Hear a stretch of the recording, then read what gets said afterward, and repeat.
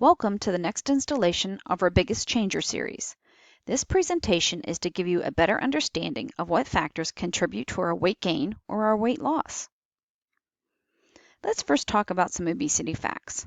Obesity is when your BMI is over 30, and we will talk more on obesity and BMI in just a few slides. Obesity is a worldwide epidemic with 2.5 billion people across the world affected, but in the United States alone, the rate is approximately 1 in 3 adults. More importantly, it's associated with millions of deaths, which is sad when it is considered a preventable disease. Obesity is slowly growing, with rates climbing about 1/3% each year. It not only hurts our health, it hurts our pocketbooks. It is very expensive to treat obesity-related health problems. So what is obesity? The medical definition is listed here, but the bottom line is when our intake exceeds what we need to maintain normal body functions. This promotes storage of fat that results in illness. It's when the scale tips left. So what are the contributing factors? Genetics do play a large role in how our body uses and stores calories, accounting for about 30 to 40% of our fat distribution. Remember, it isn't just mom or dad. It does come from both sides. What we eat and what we do also matters. Excess caloric intake with not enough exercise does contribute. Unfortunately, college does play a role in increased sedentary activities when we have to sit in class, sit to study, and sit to complete our assignments. Environmental factors can also play a role, and this can include medications, toxins, food additives, and preservatives. Promotional factors include things like advertising and marketing done to draw you in. But it can also be from peer pressure. You know, you have to have a beer with that pizza. So going back to the BMI or body mass index, BMIs are a tool used by the medical community as a measurement of weight. Unfortunately, it's a poor measurement tool. It does not account for fat versus muscle, skeletal structure, fat distribution, metabolism, or other physiological variables. BMI is just a baseline determination used as a general tool to identify when to become concerned about your weight. It's broken down into 5 levels. Some people use a slightly different breakdown, but generally it's accepted that under 18.4 is underweight, 18.5 to 24.9 is normal, over 25 is overweight, over 30 is obese, and over 40 is considered extremely or morbidly obese. Morbidly obese reflects that there's a high risk of developing an unhealthy medical condition. So why does obesity occur? It's an issue of energy intake versus energy output. It's important that you think of it as energy and not calories because it's more than just food. Our metabolism plays a very large role in obesity.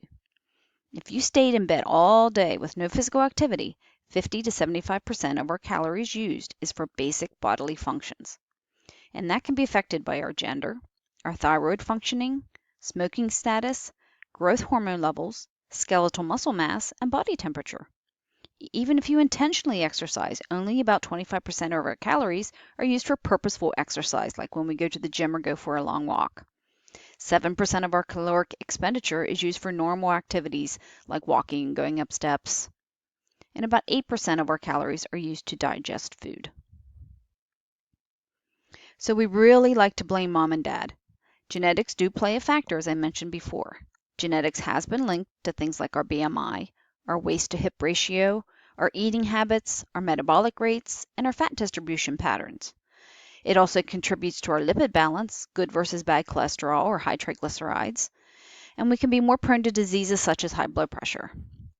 The way our bodies secrete and use insulin and how we store nutrients and metabolize foods can also be linked to genetics. It's important to realize that there is a genetic component, but we can control those factors. Genetics cannot account for the worldwide increase in obesity, though.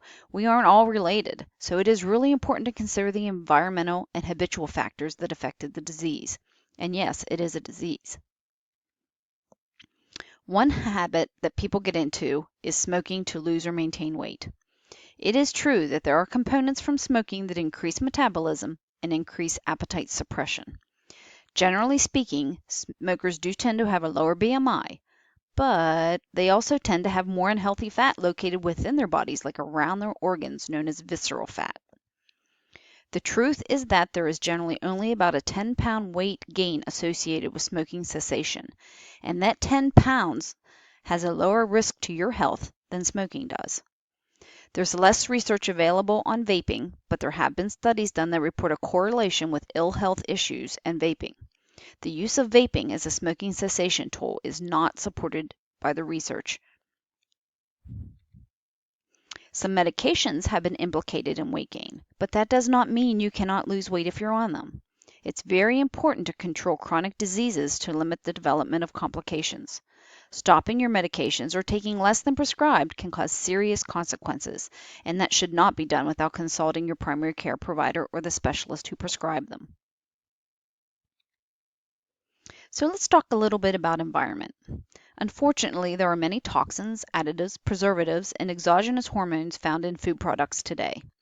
Even fresh products when certain pesticides or fertilizers are used. You can inadvertently get steroids from some meat products. Although it's more expensive to eat organic, it is healthier. Processed foods, or foods that can sit on your shelf in packaging for a long time, have more things added to them to preserve them and are a poor food choice than non-organic foods and meats. Environmental factors can also come from stress. Contrary to popular belief, psychological stress, which is stress from emotions, has less implications than that of physiologic stress from lack of sleep and obesity. There are many changes in our bodies when we do not get enough sleep that cause weight gain or difficulty losing weight. So get your sleep. It's important. So what's the big deal if I'm just a little overweight? It isn't just your health that can be affected. Many obese people face discrimination and societal problems. This can contribute to psychological issues like low self-esteem, behavioral disorders, and eating disorders. All these factors can impact your overall quality of life. Some medical conditions that may be out of your control can contribute to your weight. Some physical and psychological illnesses, like the ones listed on this slide, can be effectively treated by your medical provider, and that may increase your chance of obtaining or maintaining a more healthy weight. You should suspect a medical condition that may be able to be treated if you have some of these symptoms. If you have any of these, you should discuss them with your healthcare provider. Most can be evaluated very easily with simple testing. So if you experience excessive fatigue, unexplained weakness, a lot of cold intolerance, difficulty thinking, concentrating, or you just can't find the right words all the time, dry skin, hair loss or abnormal hair growth, swelling, irregular or abnormal periods like really heavy periods or very light periods, you should be evaluated by your healthcare provider. So where do you start? It's always recommended that you have a good physical examination to make sure there aren't any of these medical conditions that need to be treated. If they're not treated, they may prevent you from losing or maintaining your weight. Next, lifestyle changes, decreased energy intake. It does help to think of energy and not calories. Do you really need more energy to do what you're doing, like sitting and studying? Or do you need more energy when you're going to the gym? Set small goals. A 5% reduction in weight is a good place to start, and it has been shown to reduce blood pressure and cholesterol levels.